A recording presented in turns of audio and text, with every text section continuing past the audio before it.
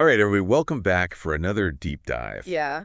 Today we're taking a look at a document titled, I Grew Up in Rehoboth, Massachusetts, where my grandpa was a farmer. Mm-hmm.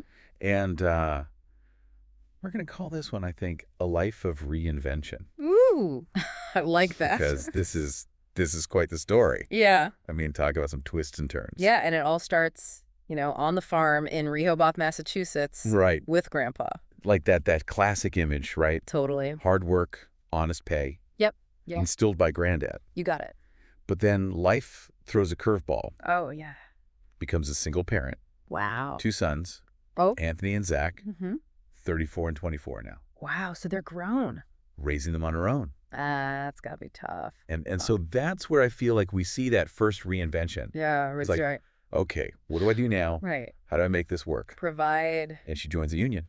Okay, smart. Right. Yeah. So it wasn't just about a paycheck. It was about Stability. Huge. creating a platform for something better. Yeah, setting yourself up. And I think that speaks volumes Totally. about her commitment to her family. Absolutely. Like, I'm going to do what it takes. Yeah. And then, she starts working full time Okay. once the kids are in school. Right. Um, Yeah, so that dedication is there for sure. talk about dedication. Yeah.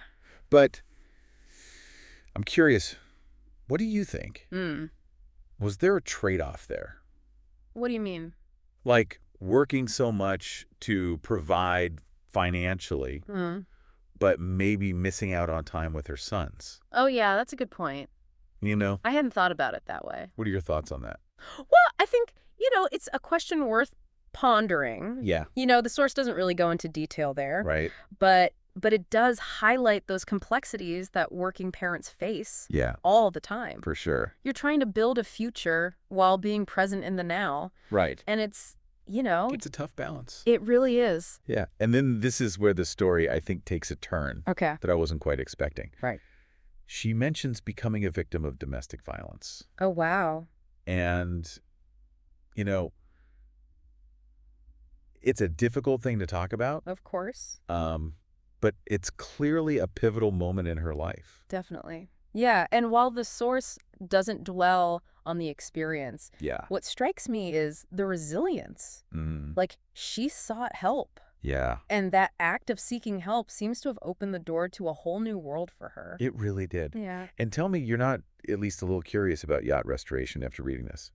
I am very curious. Because I kind of am now. Yeah. It's like, The IRYS program, the International Restoration Yacht School, yeah, that's not your typical career path. no, it's not. But it speaks to a willingness to learn to adapt Right. and think about the skills involved. Yeah, what are those? Woodworking, fiberglass mechanics. Wow. This is highly specialized stuff. Right. Yeah. And it leads to her working in the Jamestown boatyard as a subcontractor. Yeah. Really? Yeah, even getting involved with RIM Rhode Island Marine Trades Association Wow. to create a video about yacht cleaning. This is amazing. This woman is on fire. She's unstoppable. But even with that success, Yeah. there are still hurdles. Right. I mean, imagine being a single mom, Oh, my God. running your own business, dealing with insurance payroll taxes, Oh, yeah. All the paperwork? all while still working a union job Wow. and nearing retirement. That's a lot. How did she do it all? Seriously. That's what I want to know, I think it speaks to a level of grit and determination for sure. that's pretty remarkable. Absolutely. But it also highlights the systemic challenges that so many entrepreneurs face, especially women. Yeah. The lack of affordable childcare, the pressure to do it all. Right. It's like you're doing You everything. got to wear all the hats. And then just as she's nearing retirement, What happened? she discovers the online world. Oh. Talk about a late bloomer. But it makes sense. Yeah. This desire to create a positive, honest online space. Mm-hmm. It's like an extension of her values. Right. This desire to help others. I see that. Right. Connect. It all ties together. Yeah.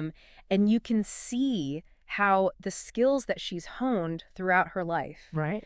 this hard work, this resourcefulness, a knack for connecting with people, they all translate perfectly to the digital world. They do. It's like she was made for this. Yeah. Yeah. It's another reinvention, but one that feels very much in line with who she is. Totally. And now her focus is on building this new future. Okay. Helping others find financial freedom and self-directed living. That's great. It's like her story has come full circle, you Yeah. know, from the values learned on that farm in Rehoboth Right back to the roots. to empowering others to create their own fulfilling lives. I love it's inspiring. It really is. Yeah. It's a powerful reminder that it's never too late to learn to grow, to change direction. And that the values that we carry with us can guide us through even the most unexpected twists and turns. The path isn't always straight. No, it's not. Yeah. So listener, what about you? Good question. What values have shaped your path so far? Yeah, think about that.